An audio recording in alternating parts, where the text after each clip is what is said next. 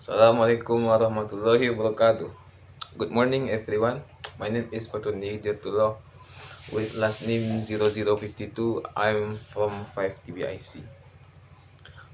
Okay, I want to tell you about argumentative text. The title is Strengthening Disaster Management in Indonesia After the Sumatra Floods and Landslides.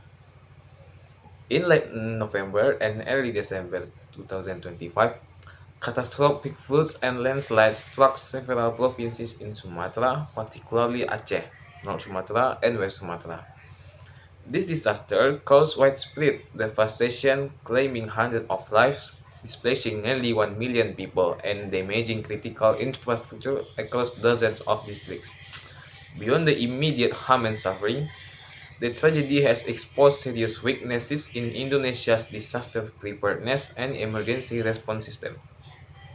The scale and severity of the crisis demonstrate that without stronger preventive measures and more effective response mechanism, vulnerable communities will continue to face recurring and devastating losses. One of the most pressing issues revealed by disaster is the inadequacy of current preparedness systems, although early warning mechanism and emergency plans exist. Many communities were unprepared for the speed and magnitude of the floods and landslides. Weak infrastructure, ineffective risk communication, and insufficient evacuation planning left a large population exposed to danger. Data from the Indonesia National Disaster Management Agency or BNPB indicate that confirmed deaths from flooding and landslide Sumatra have approached 1,000, with hundreds still missing and thousands injured. Nearly 100,051 people have been displaced, while extensive damage to homes, roads, and public facilities has occurred across 52 districts.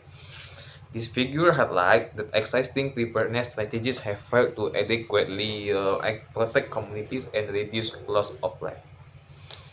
The disaster has also revealed shortcomings in emergency response and relief coordination. Although the government has mobilized in significant resources, delivering more than 1,600 tons of aid via land, sea, and air, many affected communities have reported delay in accessing clean water, medical assistance, and proper shelter. Logistical challenges, difficult terrain, and fragmented coordination among agencies have slowed aid distribution, intensifying human suffering. Civil society groups have even urged uh, government to declare the flood national disaster to enable broader and more coordinated relief effort. These conditions show that while aid is available, greater efficiency and stronger collaboration among national agencies, local authorities, and community organizations are urgently needed to ensure timely and equitable assistance. Beyond immediate response failure, the Sumatra disaster underscored the importance of addressing long-term risk factors. Environmental degradation and climate change have significantly increased the intensity and frequency of hydrometeorological disasters in Indonesia.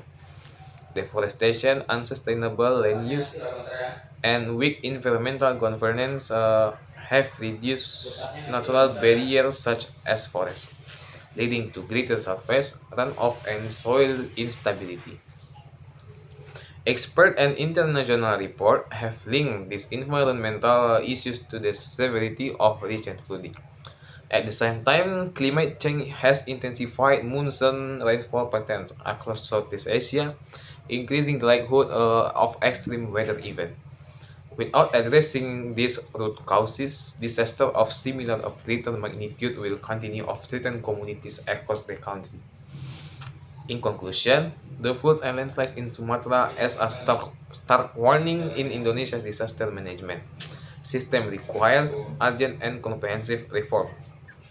High casualty rates, large-scale displacement, and delays in emergency response reveal serious weaknesses in preparedness and coordination, while environmental degradation and climate change continue to amplify disaster risk. To prevent a future catastrophe, Indonesia must strengthen early warning system, improve emergency relief coordination, and invest in long-term strategies such as reforestation, sustainable land management, and climate-resilient infrastructure. These efforts are essential not only to save lives during emergencies but also to build long-term resilience for community facing increasingly frequent natural hazards. That's all for me. Assalamualaikum warahmatullahi wabarakatuh.